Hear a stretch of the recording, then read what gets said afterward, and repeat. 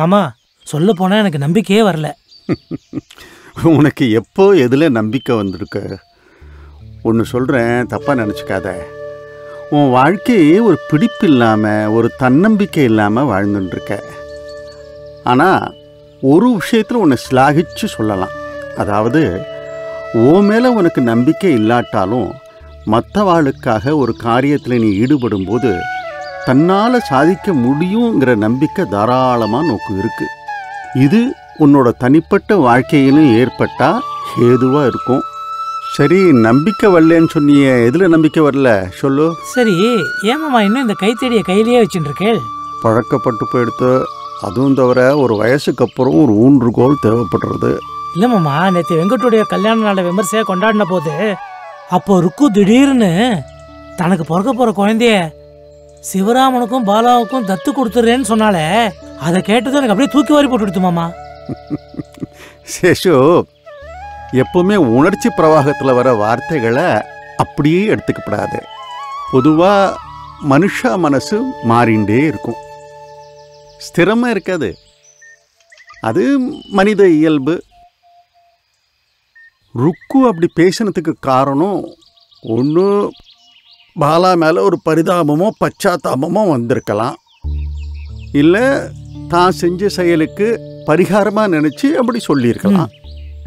அதையும் தாண்டி பாலாவும் சிவராமனும் தங்களோட ஆதங்கத்தை பரஸ்பரம் வெளிப்படுத்தினதை ருக்கு கேட்டிருக்கலாம். இது ஒரு பக்கம். ருக்குவோட குழந்தைய சிவராமன் தத்து எடுத்துக்க போறானா இல்லையா, பாலாவோட மனநிலை எப்படின்னு இப்ப நேக்கு தெரியல. ஆனா எந்த முடிவையும் என்னென்று கேட்காம அவ ரெண்டு பேரும் எடுக்க மாட்டா. இதெல்லாம் அப்போ வர சூழ்நிலை வச்சு பார்த்துக்கலாமே. இப்போ அதை பற்றி ஒன்றும் பேச வேண்டாம். ஆமாம் சேஷு, அதுவும் ஸ்வீகாரம் எடுத்துக்கிறதுல சில சாஸ்திர சம்பிரதாயங்கள் இருக்கு, நியம நிஷ்டைகள் இருக்கு. ஓ, அவ்வளவு தாத்பரியங்கள் இருக்கோ? முத்துக்கு 5, கணபதி எல்லாம் நேக்கு தெரியாம போயிடுதே மாமா. சுந்தரேசனுக்கு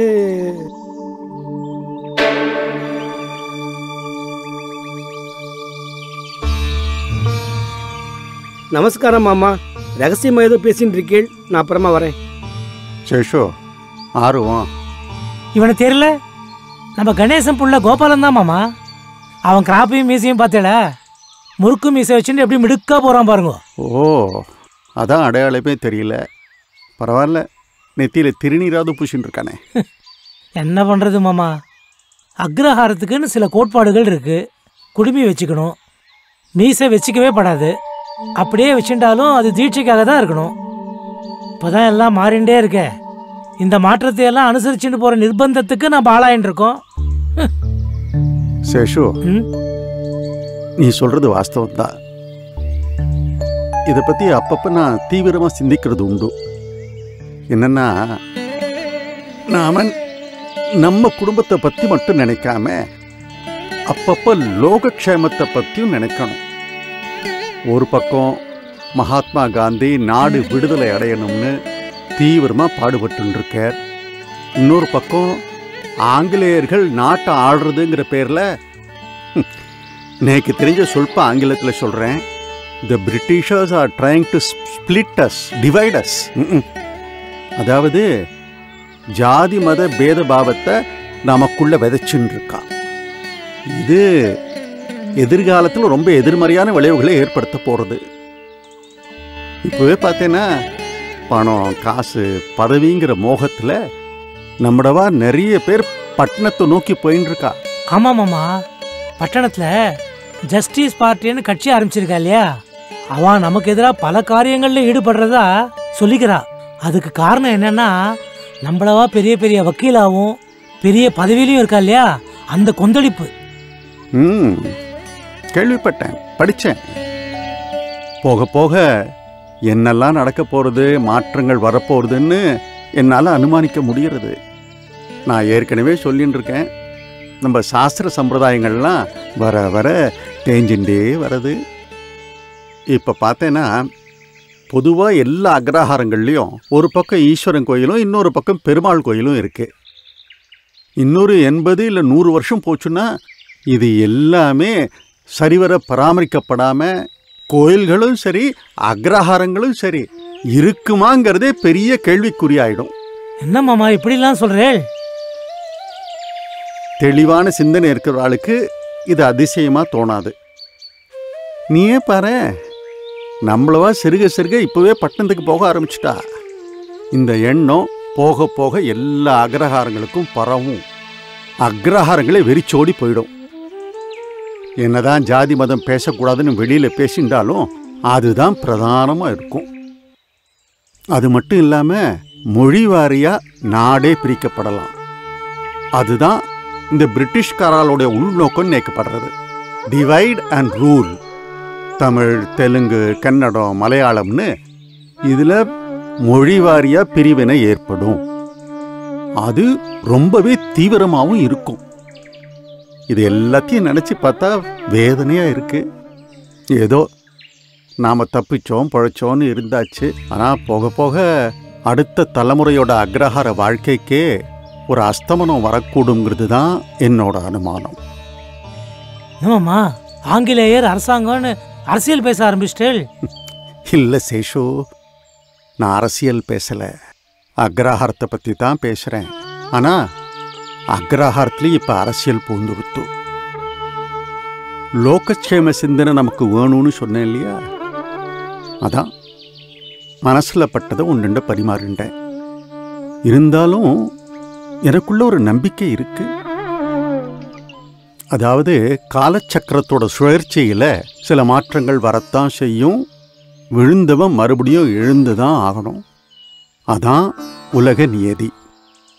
அதாவது அக்ரஹாரத்தை விட்டு பட்டணத்துக்கும் இன்னும் பிற தேசங்களுக்கு போகிறவாளுக்கும் ஏதாவது ஒரு காலகட்டத்தில் ஒரு தெளிவு பிறக்கும்.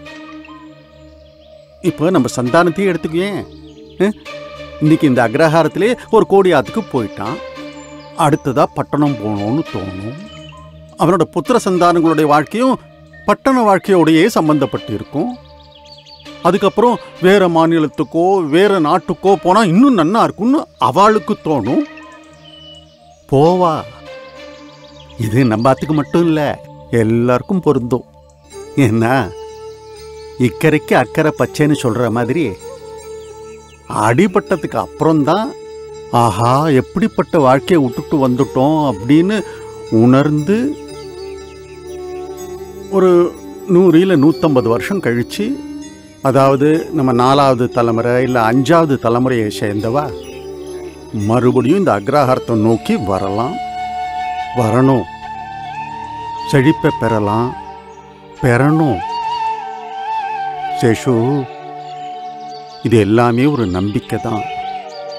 ஒரே வார்த்தையில் சொல்லணும்னா கர்மாவோட விளைவு. இயற்கை மாற்றத்தை தந்தே தீரும். அந்த மாற்றத்தை ஏற்றுக்க நாம நம்மளை பக்குவப்படுத்திக்கணும். மாமா, நீங்கள் சொல்கிற ஒவ்வொரு வார்த்தையும் அக்ஷர லட்சம் பெறும் மாமா. இதைத்தான் தீர்க்க தரிசனம்னு சொல்வாளோ? நீங்கள் ரொம்பவே ஒசந்து நிற்கிறீள் மாமா. சரி மாமா, லோகக்ஷேமத்தை பற்றி சொன்னேள். ருக்குவுடைய முடிவை பற்றி உங்கள் அபிப்பிராயத்தை சொல்லவே இல்லையே. என்னோட முடிவு சொல்றேன். சத்யமேவ ஈஸ்வரோ லோகே சத்யம் பத்மா சமாஸ்ரிதா சத்யமூலானி சர்வாணி சத்யான் நாஸ்தி பரம்பதம். இதுக்கு என்ன அர்த்தம் மாமா? நீயே தேடி கண்டுபிடி. மாமா,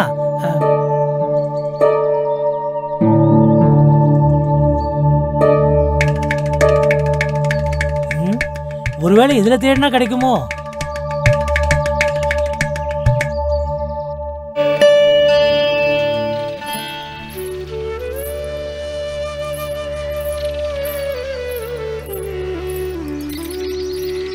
நன்னா இழுத்து உணத்து.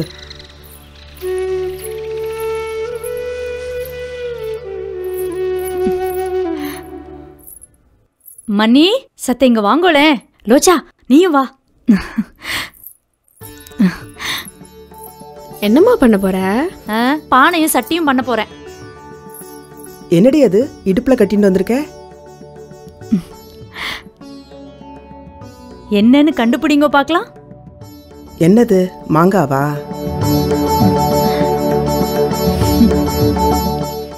என்ன உனக்கும் மசக்க வந்துடுதா? அங்க ருக்குதான் சாம்பல தின்னு தீத்துன்னு இருக்கா. அம்மா மசக்கன்னா என்னம்மா? அது தெரிஞ்சுக்கிற வயசு வரும்போது நோக்கு நான் சொல்றேன். எல்லாரும் வாங்கோ. ருக்கு, நீயும் வா. என்னடி பண்ண போற? எத்தனை நாள் ஆச்சுல நாம இதெல்லாம் விளையாடி. அம்மா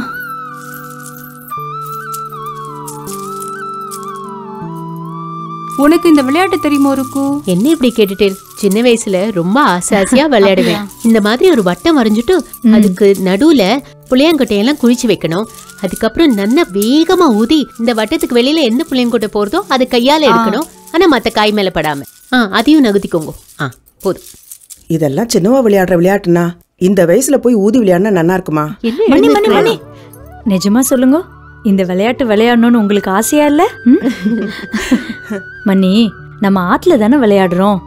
அதுவும் தவிர நம்ம பெரியவா ஆனதை பெருசா நினைச்சுண்டு நமக்குள்ள மறைஞ்சிருக்கிற குழந்தைத்தனத்தை நம்ம மறந்தே போயிடுறோம்.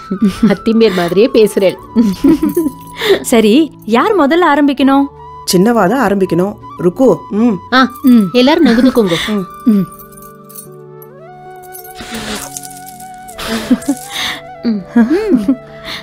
வேகமா ஊதுருக்கு.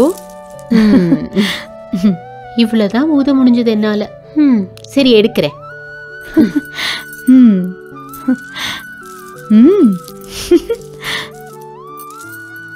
சரியா ஊதிருக்கேனா? நன்னா கலைஞ்சிருக்கா? ஒன்னா இருந்த எங்களையே உன் வாயால ஊதி கலைச்சு விட்டுட்ட. இந்த புளியங்கொட்டைய ஊதி கலைக்கிறது நோக்கு என்ன பெருசா?